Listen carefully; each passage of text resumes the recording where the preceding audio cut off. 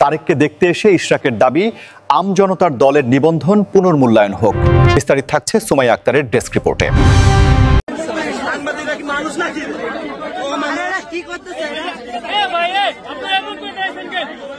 বিস্তারিত জানাচ্ছি আমি সুমাইয়া আক্তার। নিউজটি ভালো লাগলে অবশ্যই লাইক, কমেন্ট, শেয়ার করে অন্যকে দেখার সুযোগ করে দিন। এবার পুরো বিস্তারিত।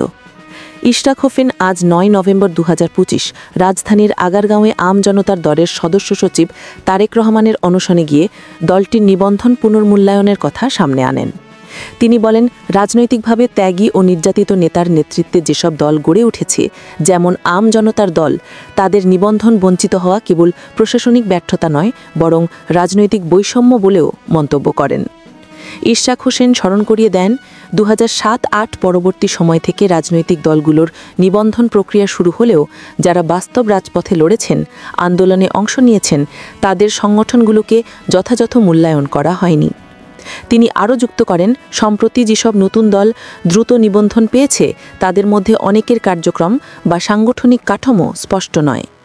উদাহরণ হিসাবে তিনি উল্লেখ করেন, কিছু দল কাগজে দল মাত্র, অফিসি রান্নাঘরের ভেতর দেখানো হয়েছে, এমন অভিযোগ করেছেন।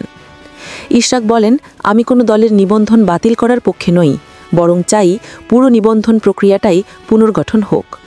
নির্বাচন কমিশন বা বাংলাদেশ নির্বাচন কমিশনকে আহ্বান জানাই, সকল দলকে সমান সুযোগ দেওয়া হোক, প্রকৃত সংগঠন আছে কিনা যাচাই হোক।